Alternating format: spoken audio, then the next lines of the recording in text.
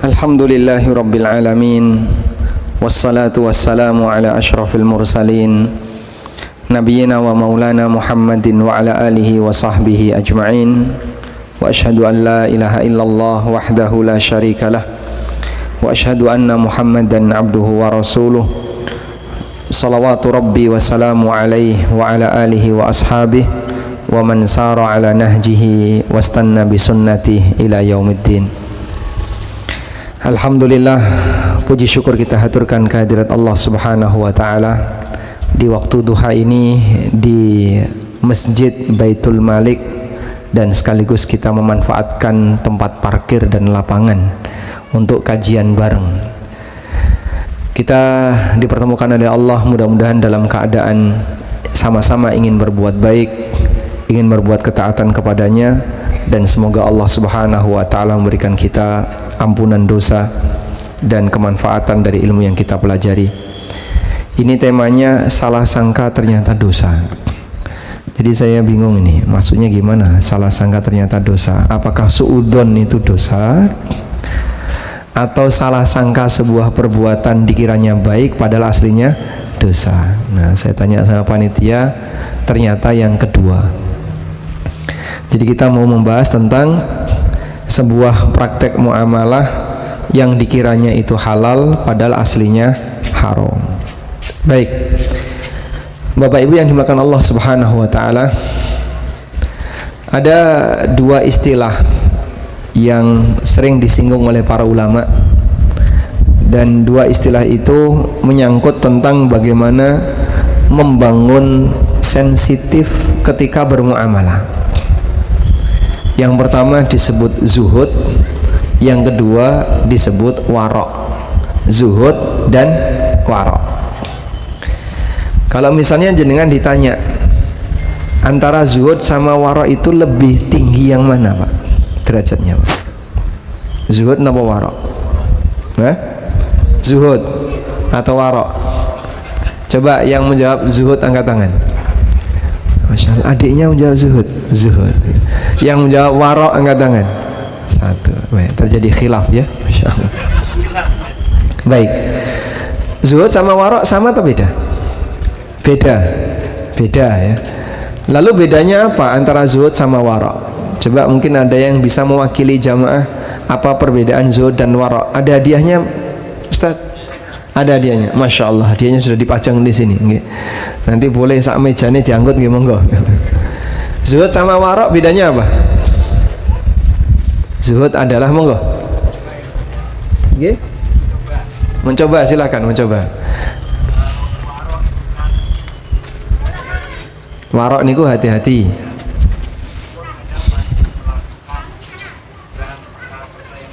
Meskipun melakukan yang mubah. Kalau zuhud hanya melakukan yang membawa manfaat di akhirat. Masya Allah, jawabannya 100, nilainya 100. Bener ya, langsung dapat hadiah. Mau dikasih berapa? Satu aja? Oh, satu aja. Baik, jadi ada satu definisi yang pernah disampaikan oleh Syekhul Islam tentang perbedaan zuhud dan warok, yang dari definisi ini nanti Bapak Ibu bisa menilai mana yang lebih tinggi derajatnya.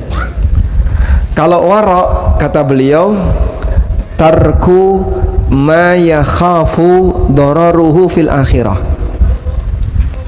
Tarku ma yakhafu dararuhu fil akhirah. Meninggalkan sesuatu yang dikhawatirkan berbahaya di akhirat. Itu warok. Sedangkan zuhud definisinya adalah tarku ma la yanfa'u fil akhirah.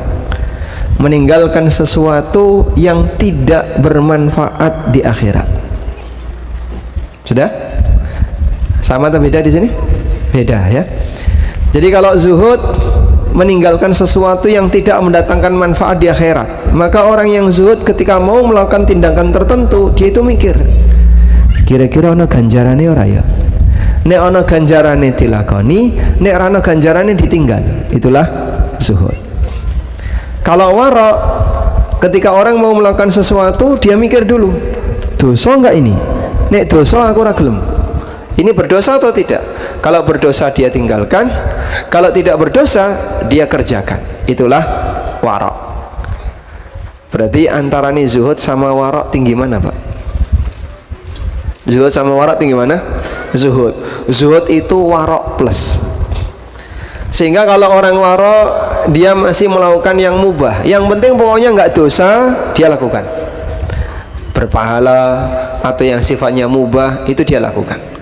Tapi wong nek wis zuhud tidak hanya sebatas meninggalkan yang bernilai dosa, bahkan dia juga akan meninggalkan sesuatu yang tidak berpahala. Amal perbuatan ini tidak ada manfaatnya di akhirat. Bagi orang zuhud, apa dilakoni? Buat apa dilakukan? Dia tinggalkan.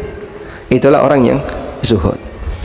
Makanya manusia yang zuhud itu hari-harinya dipenuhi dengan amalan yang bernilai pahala.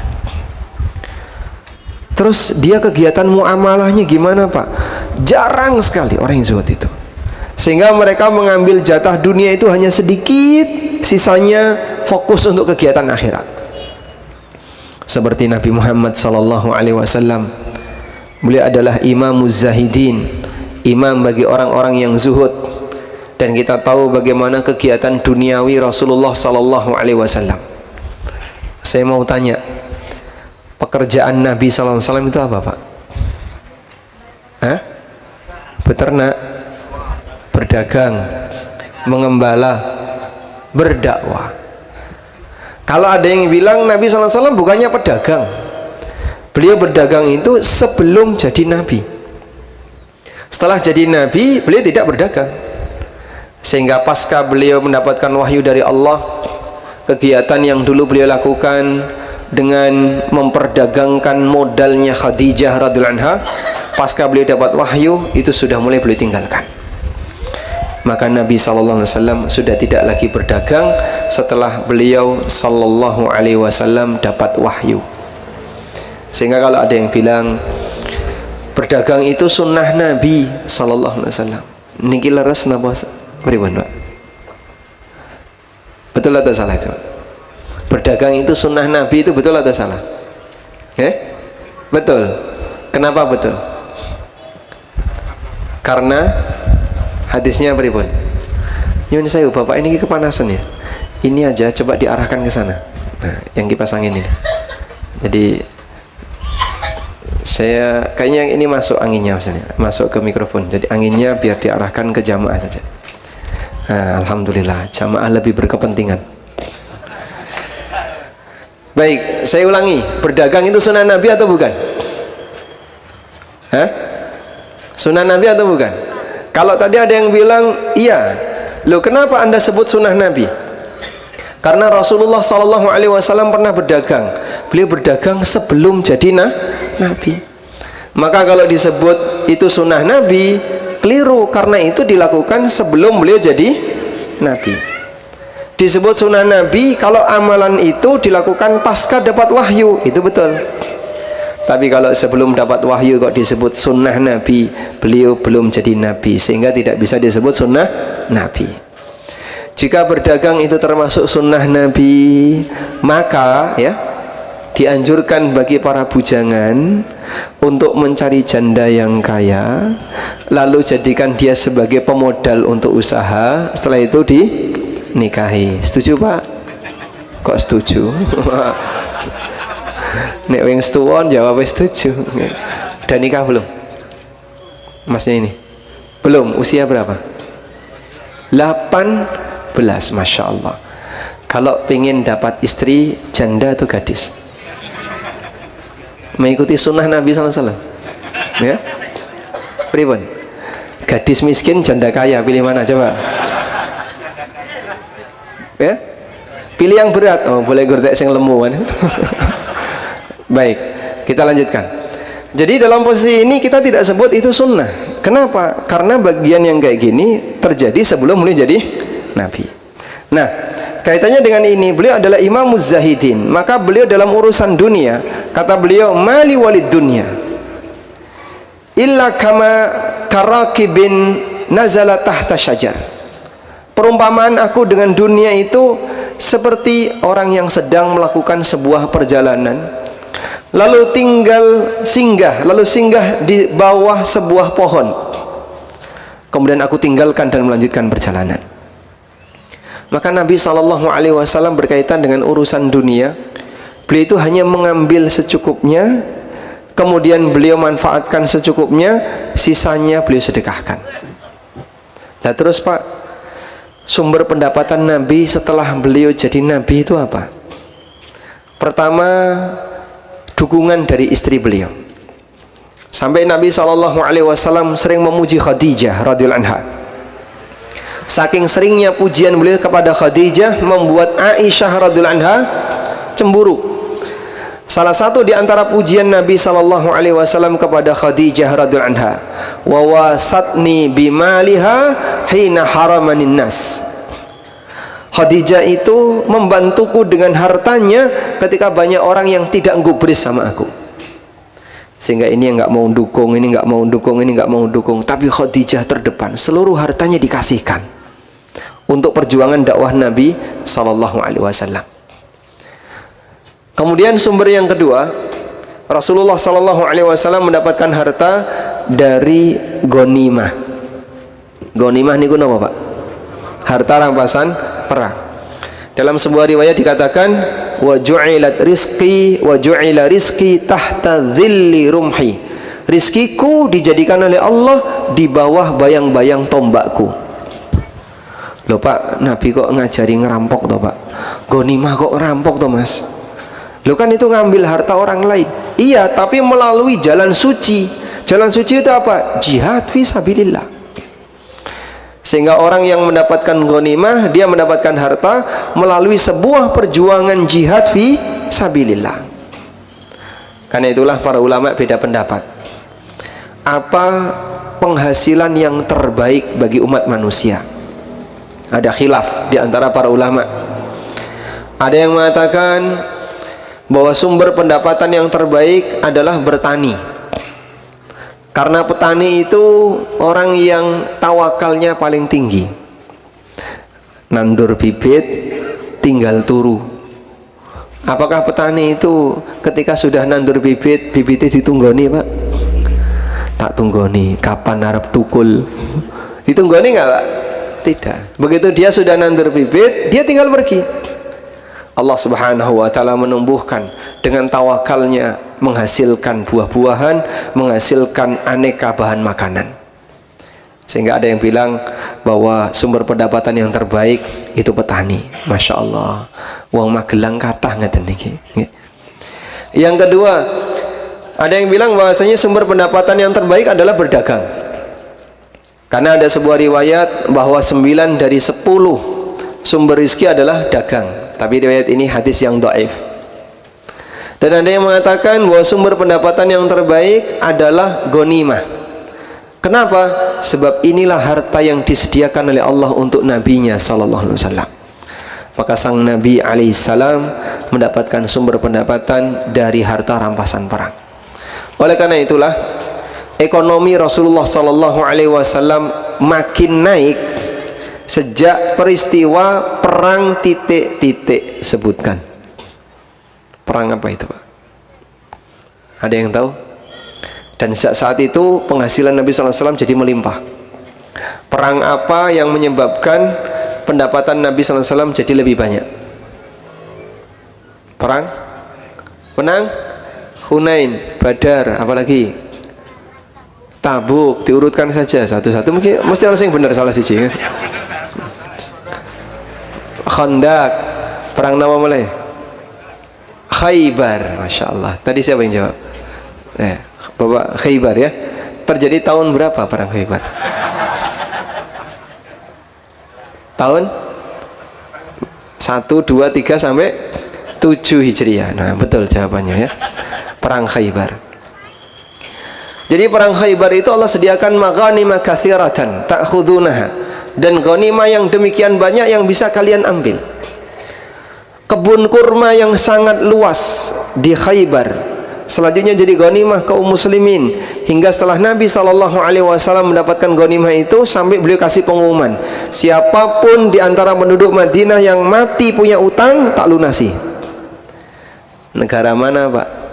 yang melunasi utang rakyat, yang mati utangnya belum lunas. Pernah nemu Pak? Itu dilakukan oleh Rasulullah SAW.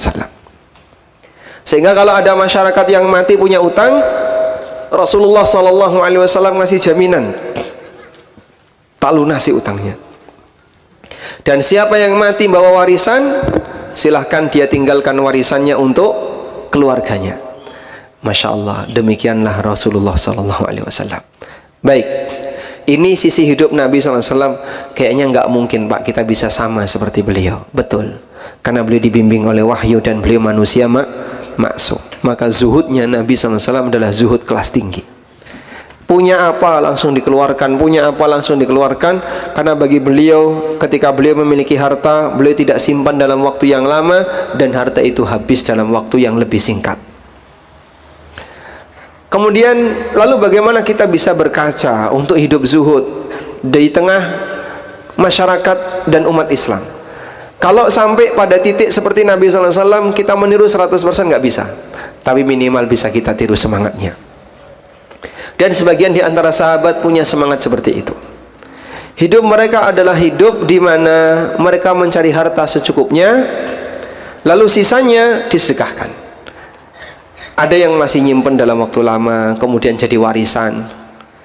Sebutkan nama sahabat yang warisannya sangat banyak. Sahabat yang dikatakan warisannya paling banyak. Bukan Abdurrahman bin Auf. Sa'ad bin Abi Waqqas. Berapa? 100 sekitar ya. Ada yang bilang 135 ton emas.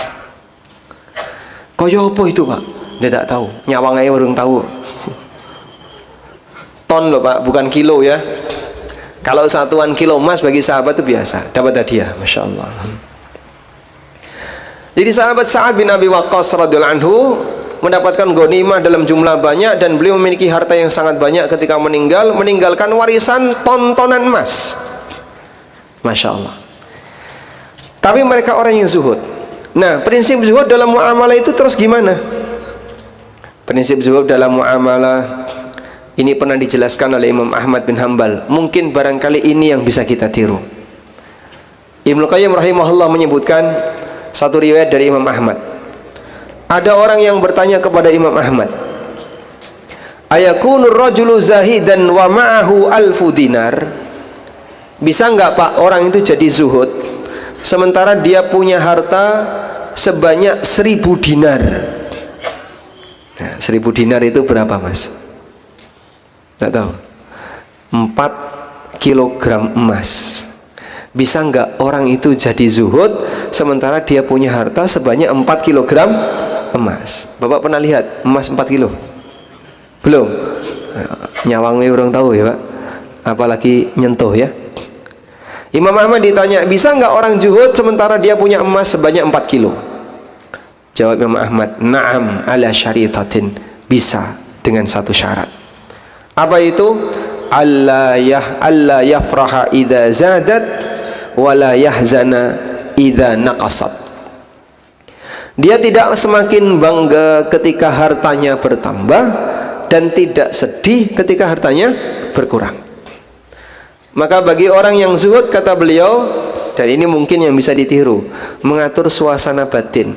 Gimana caranya ketika jenengan tambah duit biasa saja, tidak makin seneng, tidak makin bangga, tidak makin bahagia.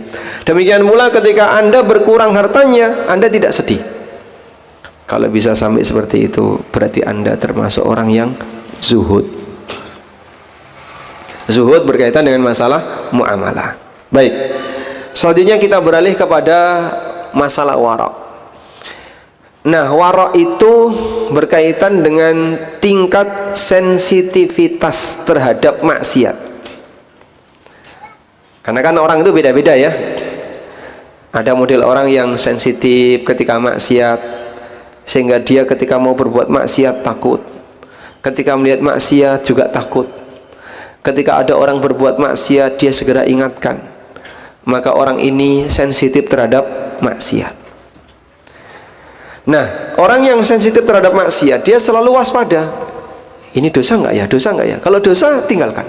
Wah ini dosa ini, dia tinggalkan. Dan para sahabat seperti itu karakternya. Sampai pernah dikatakan oleh Anas bin Malik radhiyallahu anhu dalam hadis riwayat Bukhari. Kata sahabat Anas, jangan catat ya. Innakum lata'maluna a'malan. Innakum lata'maluna a'malan. Hiya addaqu fi a'yunikum minasy-sya'ri. Sungguh kalian melakukan aneka amalan yang menurut kalian hiya fi a'yunikum addaqu minasy-sya'ri, yang menurut kalian maksiat itu lebih kecil, lebih tipis dibandingkan rambut. In kunna lana'udduha ala ahdin Nabi sallallahu alaihi wasallam minal mubiqat. Padahal dulu di zaman Nabi sallallahu alaihi wasallam kita anggap maksiat itu termasuk dosa besar. Anas menyampaikan ini kapan? Di zaman tabi'in. Beliau menyampaikan ini di masa tabi'in. Beliau sampaikan kepada murid-muridnya di kalangan para tabi'in. Innakum lata'maluna a'malan. Kalian melakukan aneka bentuk amalan dan perbuatan. Hiya addaqu fi a'yunikum minasy-sya'ri, yang menurut kalian itu lebih lembut daripada rambut. Wa in kunna lana'udduha ala ahdin Nabi sallallahu alaihi wasallam minal mubiqat. Padahal dulu di zaman Nabi sallallahu alaihi wasallam kita sebut itu sebagai perbuatan dosa besar. Ada beda standar. Sehingga ada sebagian orang yang menilai sebuah perbuatan jahat itu sebagai hal yang ringan karena dia kurang sensitif dengan maksiat. Tapi ada hal yang ketika dia melihat sebuah dosa kecil sebagai sesuatu yang berat karena dia tahu ini berat konsekuensinya. Nah, seperti itu bisa dilatih dengan membangun tingkat sensitif dalam bermaksiat. Dan kita kan berbeda-beda, Pak ya. Makanya jamaah, semakin sering kita bersungguhan dengan maksiat, nalikane ketemu maksiat gimana, Pak? Biasa saja. Tapi kalau orang itu jarang, bahkan hampir nggak pernah berbuat maksiat, dalam sehari dia jarang sekali berbuat maksiat, sekali nyawang maksiat dia langsung menghindar. Santri pondok tahfidz atau metu masjid, di pondok terus sampai hafal Quran, hafal Sahih Bukhari, hafal Sahih Muslim, Masya Allah. Dan dia tidak pernah melihat sosok wanita. Begitu keluar pondok, lihat wanita gimana? Langsung buang muka. Sampai lihat dulure dewe itu loh, langsung buang muka. Karena dia merasa takut, nggak biasa seperti itu. Ada kayak gitu, Pak? Ada. Sehingga sensitif dia makin tajam di saat orang itu sangat bersih. Semakin bersih seorang hamba, maka dia akan semakin sensitif terkait berbuat maksiat. Baik. Karena seorang mukmin dia menganggap bahwasanya perbuatan dosa itu ibarat dia berada di bawah sebuah bukit yang hampir saja gunung itu menimpa dirinya. Sehingga orang mukmin melihat dosa itu seperti batu besar yang sebentar lagi akan menimpa dirinya. Wa innal munafiqa yara, sementara orang munafik menganggap adz-dzunuba mithla adz-dzubab yaqa'u fi anfihi wa yaqulu hakadha. Tapi orang munafik melihat dosa itu seperti lalat yang hinggap di hidungnya, kemudian tinggal ditebas, hilang. Kerasane nek nglakoni dosa niku enteng karena dia merasa dosa bisa cepat hilang. Padahal tidak demikian.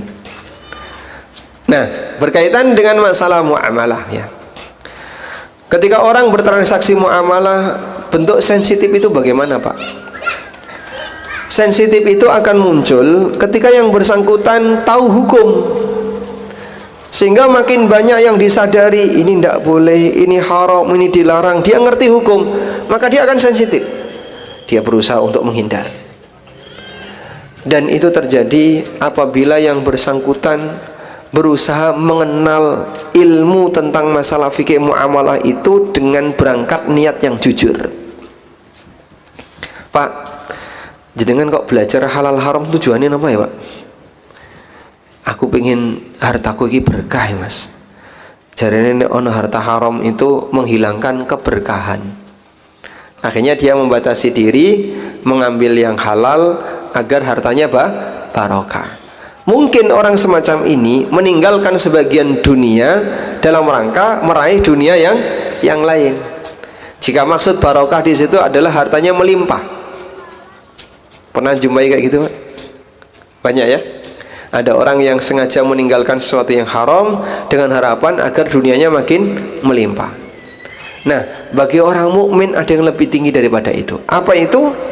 Dia berpikir bahwa saya meninggalkan yang haram tujuannya satu, karena saya sadar akhirat. Karena saya sadar akhirat, di mana semua yang nanti akan saya upayakan dihisap oleh Allah Ta'ala, besar kecil semuanya dihisap, sehingga saya sadar akhirat. Ini semuanya ada konsekuensinya. Orang kalau bisa sampai pada tingkatan ini, Pak, walhamdulillah, nanti dia akan jadi orang yang sensitif maksiat ketika bermuamalah. Baik. Nah, itulah kondisi yang dialami oleh para sahabat Nabi SAW. Coba kita lihat beberapa contoh sensitifnya sahabat terkait bermuamalah. Yang pertama, perkataan Umar bin Khattab radhiyallahu anhu. Beliau pernah menyampaikan kalimat berikut ini. Kunna nada'u tis'ata a'syarin minal halal makhafatan an nudrika fil haram. Kunna nada'u tis'ata a'syarin minal halal makhafatan an nudrika fil haram. Kami meninggalkan 9 dari 10 peluang yang halal karena takut terjerumus kepada yang haram. Sehingga menurut mereka para sahabat, kalau ada 10 peluang yang ada di hadapan para sahabat, dan 10 peluang ini bukan 10 peluang yang haram, Pak, 10 peluang yang halal semuanya, tapi bertingkat, maka para sahabat hati-hatinya mereka dalam bermuamalah, milih siji, lainnya ditinggal. Loh, itu kan masih peluang, Pak, kenapa kok malah ditinggal? Itulah waroknya sahabat. Itulah waroknya para sahabat. Kalau orang zaman kita gimana, Pak? Ada 10 peluang, yang diambil berapa? 11.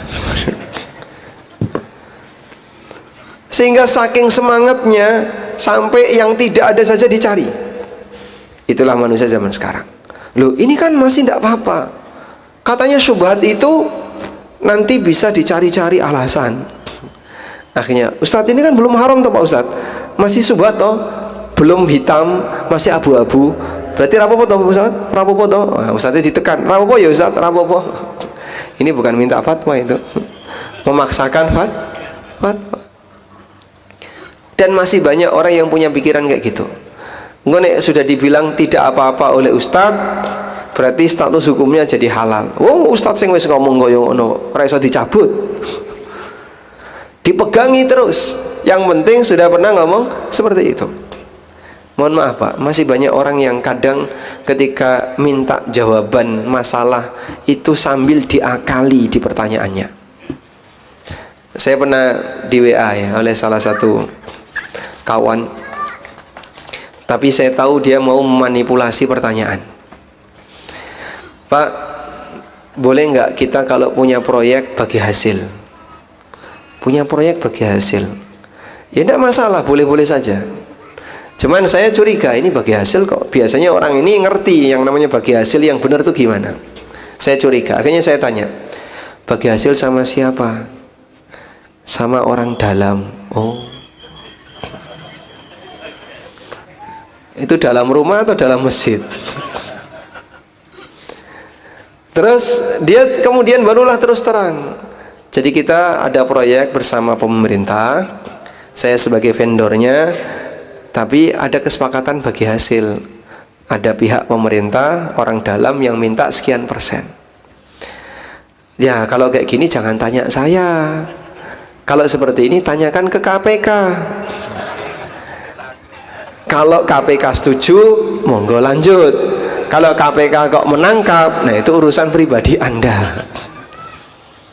Gak usah jauh-jauh pakai standar agama, pakai moral saja kan orang sudah tahu kalau itu tidak bermoral. pakai hukum di negara kita, semua tahu itu kriminal. Tapi kadang ada orang yang sengaja nyari-nyari celah. Yang penting kan Pak Ustadz jawab boleh, padahal dia sebenarnya memanipulasi data. Pertanyaan ada bagian yang disembunyikan, dan itu bahaya. Karena orang di zaman sekarang merasa selama Ustadz sudah bilang boleh, nanti nek salah sing nanggung dosa Ustadz, nek bener sing badi dia, kalau bener yang untung dia, kalau salah yang nanggung dosa Ustadz. Kok enak tadi wong bodoh? Ada nggak Pak orang yang punya pemahaman kayak gitu? Jadi kalau ada perbedaan pendapat, kamu boleh ikut siapapun. Nek bener awakmu dapat ganjaran, nek salah yang nanggung dosa Ustadz. Lah kalau kayak gitu berarti orang bodoh akan selalu aman selamanya. Karena kalaupun orang bodoh melu kiai, ternyata kok salah sing nanggung dosa kiai ini. Jika demikian, mari kita jadi orang bodoh agama. Karena orang bodoh agama itu paling aman, dosanya ditanggung kiai ini. Bahaya itu Pak, keyakinan kayak gitu. Yang benar gimana? Semua orang akan mempertanggungjawabkan perbuatannya, termasuk bagaimana cara dia memilih pendapat. Sehingga kalau sudah kelihatan itu adalah pendapat yang salah, pendapat yang keliru, kok tetap nekat diambil, dan dia tahu kalau sebenarnya ini hanya sebatas cari-cari alasan, ya semuanya akan berkonsekuensi dosa. Karena dia aslinya sudah tahu tapi sengaja ndablek, ya, tidak mau tahu. Baik, ini yang pertama. Sensitifnya siapa tadi? Umar bin Khattab radhiyallahu anhu. Yang kedua, bagaimana sensitifnya Abu Bakar?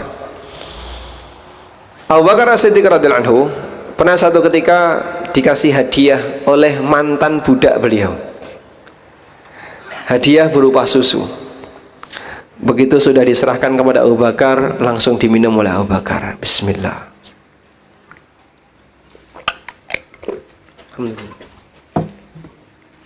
Ini senes susunya. Praktek. Sudah selesai diminum, Abu Bakar tanya, kau dapat dari mana?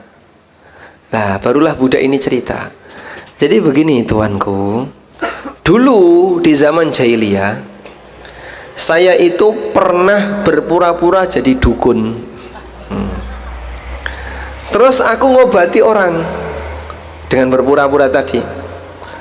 Akhirnya orang itu berhasil. Nah, baru kemarin dia ketemu saya. Terus dia ngasih hadiah susu ini. Nah, susu inilah yang tadi diminum oleh tuanku. Masya Allah. Padahal ini hadiah loh Pak. Susu ini hadiah. Diserahkan kepada orang ini, kemudian diserahkan kepada Abu Bakar As-Siddiq. Spontan beliau langsung masukkan jarinya ke dalam tenggorokan, dimuntahkan itu susunya. Karena beliau tidak ingin apa yang sudah dimasukkan itu terisi sesuatu yang haram. Prakteknya pripun Pak Ustadz? Masa dipraktek dong enggak? Baik. Intinya dalam hal ini Abu Bakar radhiyallahu anhu sangat hati-hati, sehingga sampai kondisi ketika beliau mengkonsumsi sesuatu yang beliau nilai ini masih syubhat, dimuntahkan. Sebab orang ini dapat hadiah karena latar belakang dulu dia pernah menipu yang memberi hadiah. Pernah menipu yang memberi hadiah. Ini kan kejadiannya sudah masa silam. Penipuan itu sudah sejak zaman jahiliyah. Sekarang di zaman Islam, di zaman Abu Bakar, ternyata orangnya ngasih hadiah kepada si mantan budak tadi, dan itu dianggap oleh Abu Bakar sebagai sesuatu yang haram. Mungkin kita nggak ada kayak gitu Pak ya? Kita mungkin tidak ada. Baik Pak, sekarang contoh yang lain, seperti yang dialami oleh Nabi SAW ketika beliau melihat Hasan makan kurma. Hasan nemu kurma, langsung dimasukkan ke dalam mulut oleh Nabi SAW, dipegang cucunya, kemudian kurmanya diambil. Karena Nabi SAW tahu bahasanya kurma ini kurma zakat. Ala tara inna la na'kulu ta'amas sadaqah. Kamu kan tahu, tapi masih anak-anak. Kita ini tidak boleh makan makanan hasil zakat. Bahwa kita tidak boleh makan makanan hasil zakat. Itu berlaku bagi seluruh ahlul bait. Makanya ahlul bait kalau memiliki atau kalau mendapatkan zakat, hukumnya apa? Dilarang.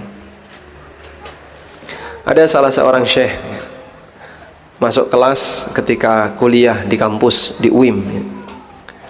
Lalu syekh ini mengumumkan,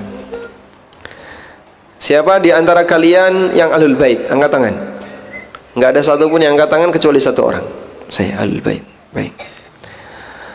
Setelah beliau tahu si fulan ini ahlul bait, kemudian syekh ini mengeluarkan sekepok uang. Ini zakat, silahkan bagikan untuk semuanya kecuali kamu. Kau nggak boleh.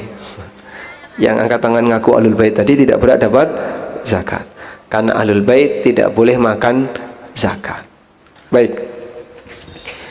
Selanjutnya, praktek apa yang kira-kira bisa kita waspadai, yang dianggap oleh sebagian besar masyarakat bahasanya itu hal yang biasa, padahal sejatinya itu riba misalnya, atau sesuatu yang haram. Ya, ini berbeda-beda antara satu daerah dengan daerah yang lain. Cuman secara umum jamaah, banyak sekali berangkat dari tidak paham sehingga membuat orang itu banyak melanggar. Nggak ngerti kalau itu riba, akhirnya dilakukan. Tidak ngerti kalau itu gharar, akhirnya tetap dilakukan. Tidak ngerti kalau sebenarnya semacam ini ada sisi zalimnya, tapi tetap dilakukan.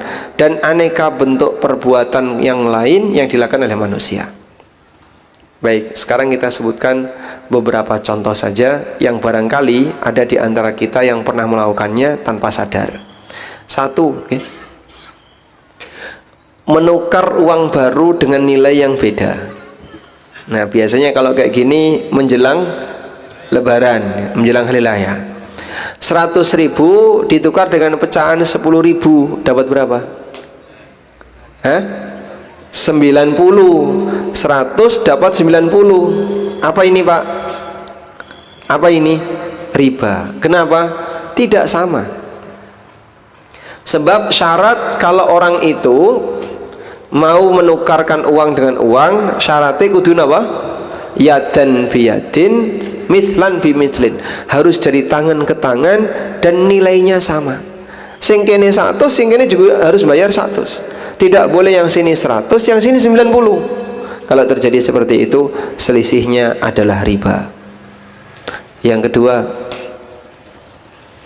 ada orang utang uang tapi bayarnya pakai kurs emas. Misalnya, aku nyileh duit, habis 10 juta. Ya tak kei. Tapi anu ya, engkau gue nek balikno nganggo emas. Baik, nanti kembalikannya pakai emas. Dah? Siap. Maka diserahkanlah uang 10 juta. Setelah bulan lu kurang lebih 5 tahun, dia mau bayar. Aku orang bayar. Piro? 10 juta. Ya ora iso. Sekarang harga emas naik. Lah terus 10 juta dulu anggaplah dapat 10 gram. Sekarang 10 juta nggak dapat 10 gram. 10 gram sekarang 12 juta. Nah terus ya awakmu kudu bayar 12 juta. Praktek ini apa? Riba.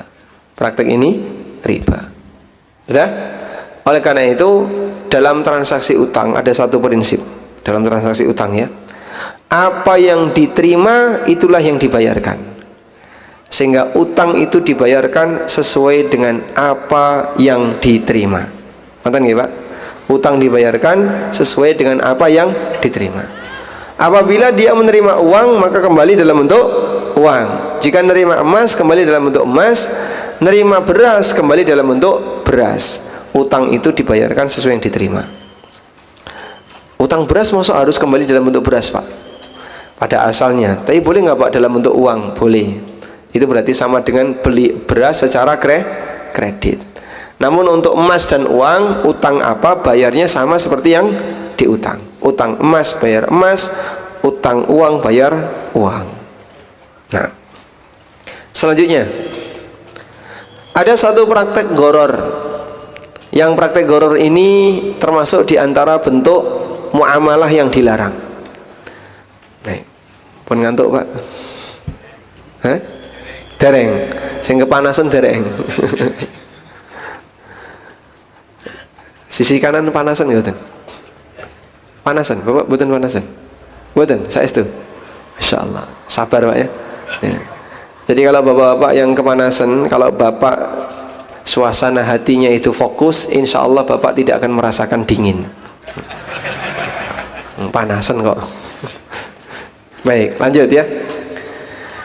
Jadi goror ini termasuk salah satu di antara praktek muamalah yang nggak boleh. Nah, Rasulullah Sallallahu Alaihi Wasallam anil goror. Rasulullah Sallallahu Alaihi Wasallam melarang praktek jual beli goror. Jual beli goror itu apa Pak? Yang tidak jelas objeknya. Yang tidak jelas objeknya. Contohnya apa Pak? Contoh, jual beli janin yang masih ada dalam kandungan induknya. Boleh kayak gitu? Tidak boleh. Kenapa tidak boleh? Karena kalau orang melakukan praktek jual beli janin, berarti dia jual beli sesuatu yang tidak jelas. Sebab janin itu belum jelas. Contoh yang lain, jual beli borong hasil tanaman padahal belum waktunya untuk dipanen. Misal nggih, jenengan punya pohon mangga. Jenengan punya pohon mangga. Lalu sampun, setelah jenengan punya pohon mangga, ada bakal buah mangga masih kecil-kecil tuh. Datang orang, Pak tebase wae ya, kira-kira diregani piro? Ha wis, badi rambadi 2 juta. Siap, akhirnya dibayar 2 juta. Kapan mau diambil? Ya nanti kalau sudah besar, sudah waktunya panen akan diambil. Boleh kayak gini? Tidak boleh. Seperti ini juga praktek goror. Baik, nebas hasil sawah itu boleh nggak?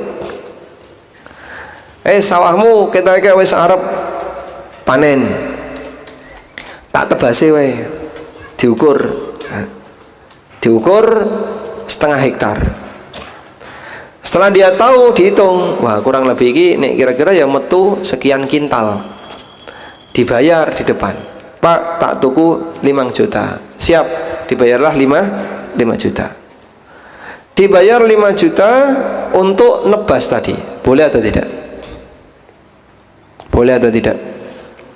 Hah? Di sini sudah umum. Makanya saya tanya, yang sudah diumumkan itu boleh atau tidak? Hah? Nggak boleh. Kenapa nggak boleh? Belum jelas timbangannya. Tapi kan tadi sudah bisa diprediksi. Bisa ngawur. Baik. Kayak gini boleh nggak Pak? Seperti ini boleh, tapi ada syaratnya. Syaratnya nopo Pak? Syaratnya jika dia bisa ngukur lebih tepat dan penyimpangannya kecil, boleh. Nah, itu yang disebut dengan goror kecil. Sebab yang namanya goror itu tidak mungkin bisa hilang dalam kehidupan kita. Dengan tuku duren niku jelas atau enggak? Hah? Enggak jelas. Kenapa? Terbungkus. Nek dibawa pulang, wah ini nanti kira-kira apik enggak tahu Pak. Tapi yang jelas ketika orang melakukan seperti ini, dia melakukan transaksi yang ada unsur gorornya, tapi gorornya kecil, dan goror kecil hukumnya boleh. Ada juga bentuk goror yang tidak mungkin dihindari, sehingga karena tidak mungkin dihindari, hukumnya boleh. Sebab kalau itu dihindari, gorornya mustahil. Iso SMS, dituku.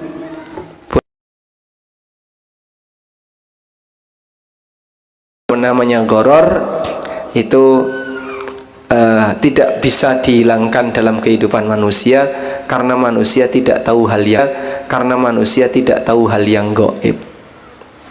Bagian dalam gaib, bagian dalamnya itu tidak tahu.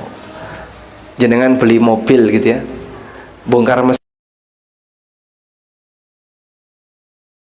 goror. Teman kan kita sudah bisa memprediksi. Sudah bisa memprediksi. Oke, siap. Walaupun tidak bongkar mesin, walaupun jenengan tidak tahu isi dari mobil ini di dalamnya kayak apa. Tapi seperti itu dibolehkan karena goror kayak gini tidak mungkin bisa dihilangkan. Baik.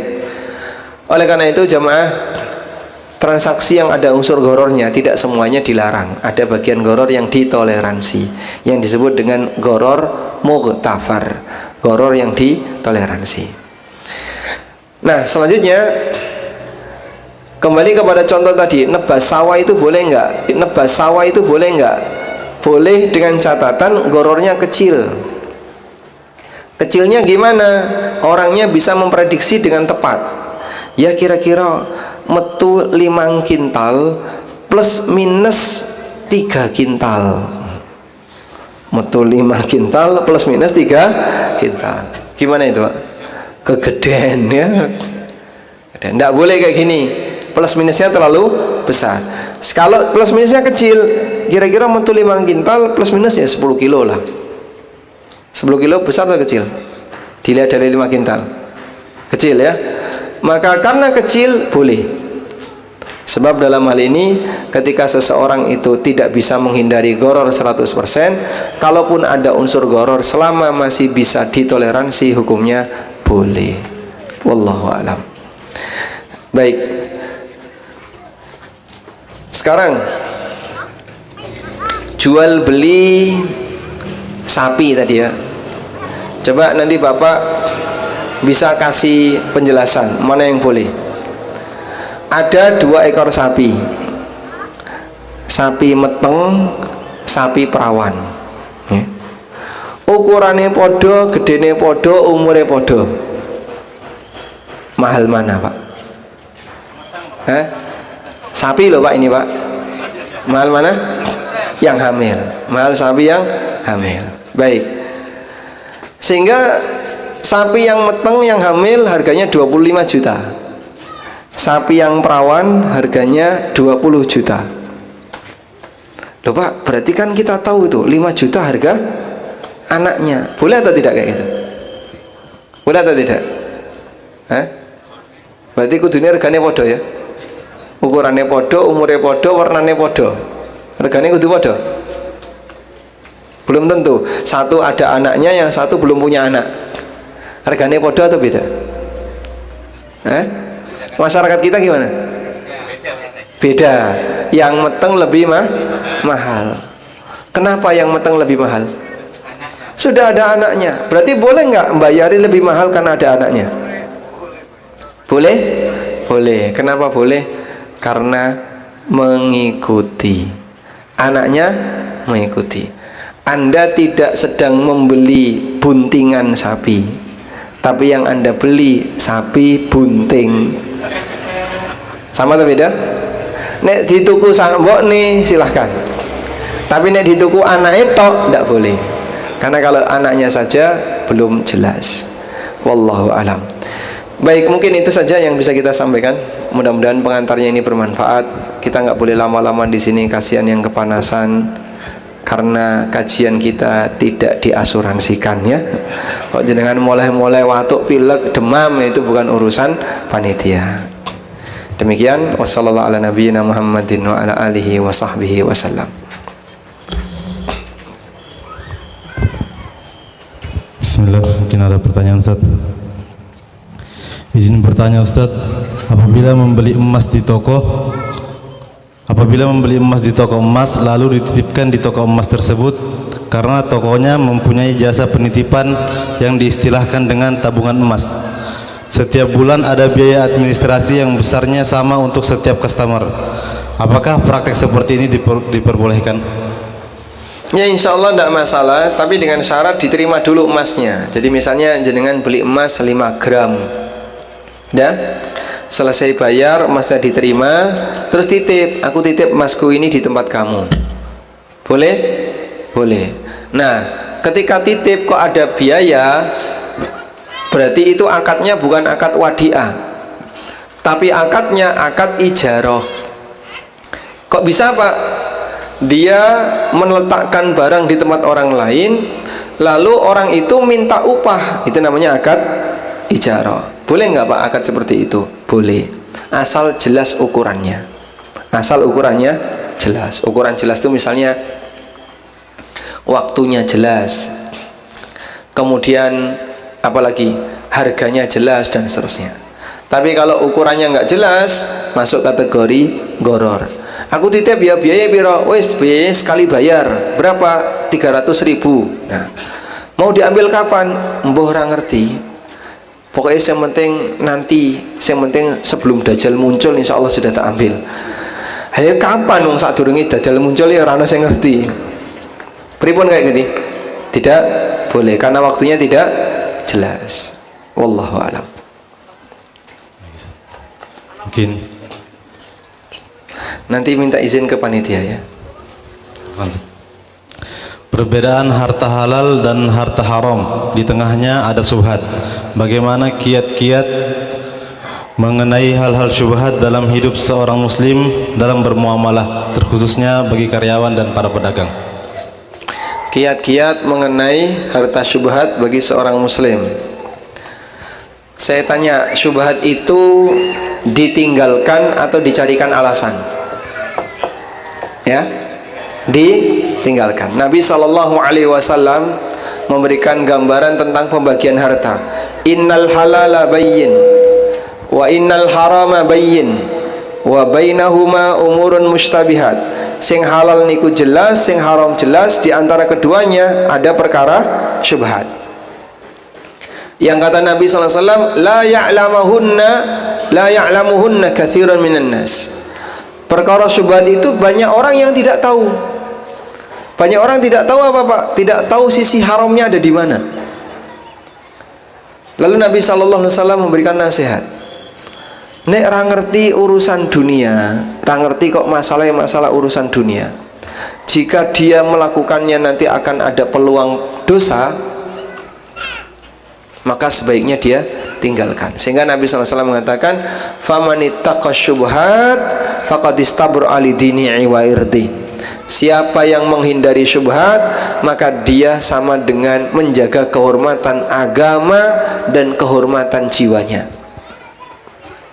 Makanya Pak, kadang kan ada orang yang hartanya dicurigai sama orang lain. Duwe tamu nggak gelem nyentuh suguhan.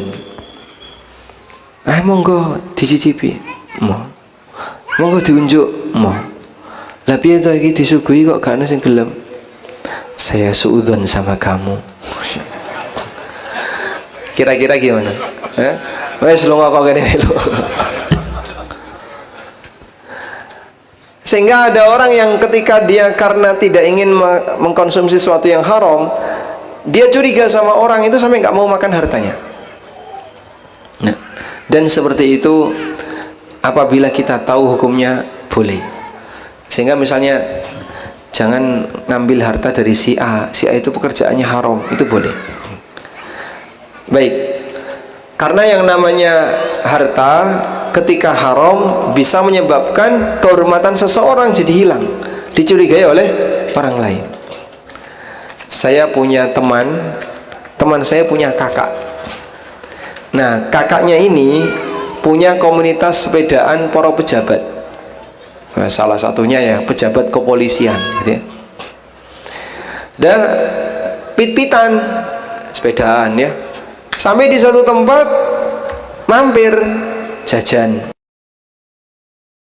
Ini terus bilang, ayo monggo tak gratisi, aku nggak usah yang bayari. Orang yang curiga, iki duit halal ora? Kalau mungkin orang akan sakit hati. Itulah normalnya Mas. Makanya jangan mengambil yang haram, karena orang akan mencurigai kehalalan harta Anda. Sehingga kata Nabi SAW, meninggalkan syubhat itu akan menjaga kehormatan seseorang. Makanya jaga diri baik-baik, jaga kehormatan baik-baik. Karena dengan menjaga kehormatan diri kita, dengan menjaga harta kita, semoga kehormatan kita tidak dinodai oleh ucapan orang lain, suudzon dan seterusnya. Wallahu a'lam. Mungkin pertanyaan yang terakhir. Ustaz, ada atau tidak Ustaz ulama-ulama zaman sekarang, zaman modern yang zuhud Pak Ustaz? Ini tidak bisa. Adakah ulama yang zuhud di zaman sekarang? Apa ada ulama yang zuhud Pak Ustaz? Zaman sekarang. Yang satu ini Pak Ustaz, tukar uang money changer jadi valuta asing itu Pak Ustaz. Haram apa halal itu? Valuta asing tukarkan uang Indonesia. Iya. Maskur, syukron katsiran. Masya Allah, barakallahu fikum. Ada nggak sih ulama yang zuhud di zaman sekarang? Ya kalau bicara ada atau tidak, insya Allah ada. Cuman nunjuk salah satu kita ndak tahu. Sebab zuhud itu amalan batin. Nyun sewu Pak, antarane ulama sing sugih karo ulama sing kere, sing luwih zuhud sing pundi Pak? Hah? Ndak tahu. Bisa nggak orang itu zuhud sementara dia kaya? Bisa? Bisa. Apakah zuhud itu harus berpura-pura jadi miskin sehingga jadi sumaker ya?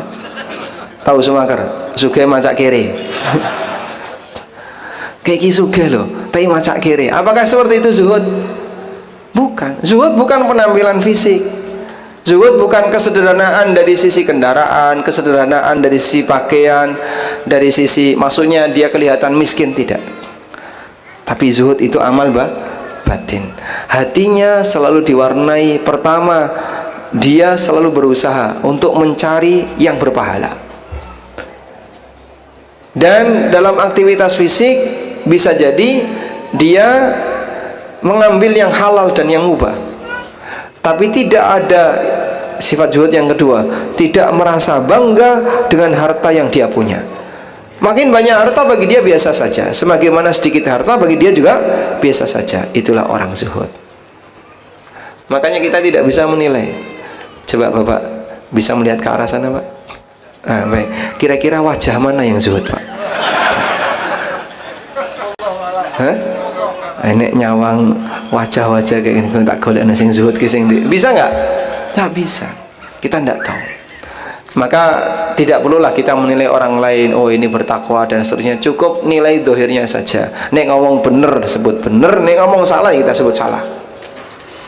Kelakuan bener kita nilai bener, kelakuan salah kita nilai salah. Itu prinsip. Sehingga tidak perlu sibuk dengan masalah penilaian orang lain. Wallahu a'lam. Hal yang keliru kalau ada orang punya anggapan ulama yang miskin lebih zuhud daripada ulama kaya, itu keliru. Para masyayikh yang kita kenal dan bahkan kita sering jadikan rujukan, ya tentu saja mereka orang-orang yang dilayani oleh negara. Seperti misalnya Syekh bin Baz, kemudian Syekh Ibnu Utsaimin. Syekh bin Baz pernah menjadi menteri agama bahkan. Lalu Syekh Abdul Aziz Al-Syekh jadi menteri agama, dan beberapa masyayikh yang lainnya. Nah, di saat posisi mereka kaya seperti itu, mereka zuhud gak? Kita tidak bisa menilai dengan pasti. Cuman dilihat dari zahirnya mereka ini orang-orang yang baik. Dari sisi agama mereka sangat menjaga. Nah, perjuangan kita adalah pastikan bahwa harta yang kita punya halal dan mubah. Jangan sampai ada unsur yang terlarang. Baik, yang kedua tadi apa Pak? Money changer. Nah, tukar valuta asing itu boleh nggak Pak? Jawabannya boleh, asal tunai. Asal tunai. Jadi misalnya Bapak mau beli real,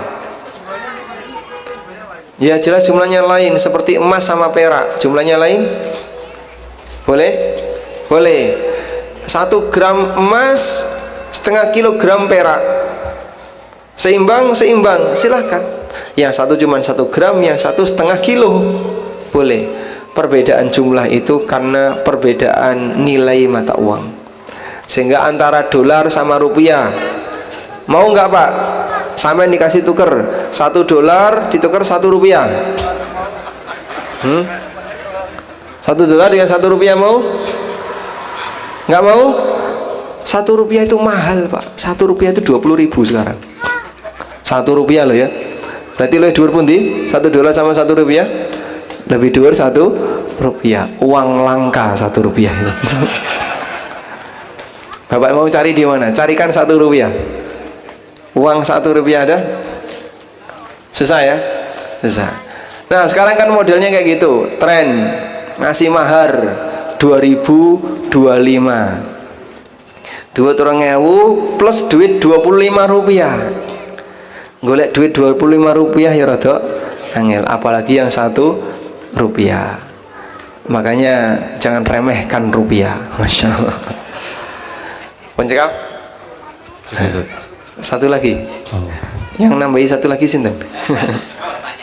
Pripun? Terkait dengan hutang, Ustaz. Biasanya kalau terkait dengan hutang itu kan biasanya ada orang yang ingin menerima haknya atau menanggung hutang dengan cara memaksa. Contoh, ini motor ya wis cukup motornya baik. Nah, seperti itu adab yang seperti itu kira-kira bagaimana, Ustaz? Ya. Kalau ada orang yang nagih utang tapi sedikit memaksa, datang ke rumahnya, ayo bayar utang, aku urung di duit deh. Nah aku yang duitnya apa? Dideloki sepeda motor, ono mobil, jiko sepeda motornya. Boleh nggak kayak gitu?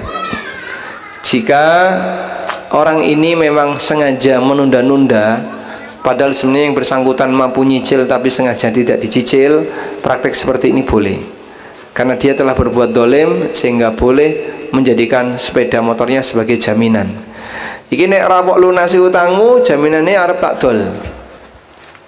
Itu boleh. Yang kedua, apabila utangnya masih longgar, belum deadline, atau orangnya bukan tipe orang yang suka ngilang, cuman dia nggak mampu untuk bayar utang. Nah kalau dia nggak mampu untuk bayar utang, maka kewajiban bagi orang yang tidak mampu, atau kewajiban bagi yang memberi utang adalah memberi waktu tunda. Yang kata Allah dalam Al-Quran, fanadhiratun ila maisarah, kau harus memberikan waktu tunda sampai mudah baginya dalam melunasi utang. Wallahu a'lam. Baik. Cukup Ustaz. Cukup Ustaz. Cukup, insyaallah. Ini nunggu nulis ini.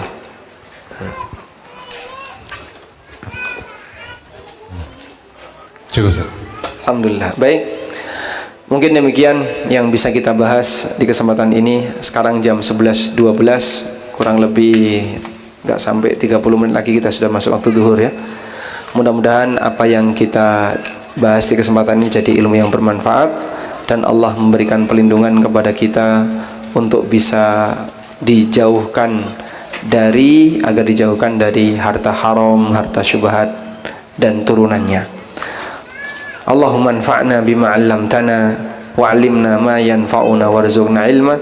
Wa sallallahu ala nabiyyina Muhammadin wa ala alihi wa sahbihi wa sallam. Wa akhiru da'wana anil hamdulillahi rabbil alamin. Wassalamu alaikum warahmatullahi wabarakatuh.